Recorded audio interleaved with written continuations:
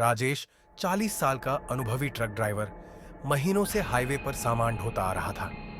उसका नया असाइनमेंट था मध्य प्रदेश के घने जंगलों से गुजरते हुए राजस्थान के एक छोटे से कस्बे तक फर्नीचर का सामान पहुंचाना। रात का समय, सुनसान सड़क और ट्रक की हेडलाइट्स के अलावा चारों तरफ अंधेरा, ये उसकी दिनचर्या का हिस्सा था। पर आज की रात अलग थी। ट्रक चलाते हुए राजेश ने जीपीएस देखा। आगे का रास्ता बंद था। उसने एक पुराने साइन बोर्ड पर लिखा देखा, भैरवनाथ मार्ग 10 किलोमीटर। स्थानीय लोगों ने उसे इस रास्ते से बचने की चेतावनी दी थी। कहा जाता था कि यहां एक दशक पहले एक बस दुर्घटना में 15 लोगों की मौत हुई थी और तब से उनकी आत्माएं सड़क पर भटकती हैं। पर समय की कमी के कारण राजेश ने रिस्क लेने का फैसला किया। ट्रक जैसे ही घने अंधेरे में घुसा, हवा का तापमान अचानक गिर गया। सामने से एक सफेद साड़ी पहने महिला हाथ हिलाती नजर आई। राजेश ने ब्रेक मारे। बहन, इतनी रात को अकेले? उसने पूछा। महिला बिना कुछ बोले ट्रक के केबिन में बैठ गई। उसका चेहरा पीला था और आंखों में एक खालीपन। कुछ ही मिनटों में ट्रक का इंजन अचानक बंद हो गया। बैटरी फेल, रेडियो पर सिर्फ सन्नाटा। तभी पीछे से एक बच्चे के रोने की आवाज आई। राजेश ने पलटकर देखा, महिला गायब थी।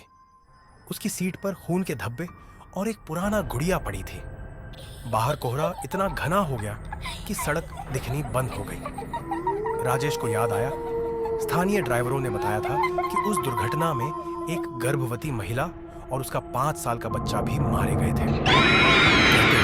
वह आत्मा उनसे बदला लेती है जो इस रास्ते पर रुकते हैं। ट्रक के शीशे पर अचानक हाथ के निशान उभरने लगे और एक कर्कश आवाज गूंजी, तुमने मुझे रोका, अब मेरा साथ दो। राजेश ने ट्रक स्टार्ट करने की कोशिश की, पर इंजन नहीं चला। पीछे से बच्चे की हंसी सुनाई दी। तभी उसने देखा, सड़क पर वही महिला ट्रक की तरफ बढ़ रही थी, लेकिन उसके पैर जमीन को छू नहीं रहे थे। राजेश ने जान बचाने के लिए ट्रक छोड़कर भागने का फैसला किया, पर जंगल के पेड़ों से रक्त रंजित हाथ उसे खींचने लगे। सुबह होते ही एक पुलिस पेट्रोलिंग टीम को ट्रक खंडहर की तरह मिला। केबिन में राजेश का शव नहीं था, बस उसकी डायरी पड़ी थी, जिसके आखिरी पन्ने पर लिखा था, वो मुझे हर रात उसी सड़क पर दोहराती है, अब तुम्हारी बारी है। ये कहानी ट्रक ड्राइवरों के बीच एक किंवदंती बन गई।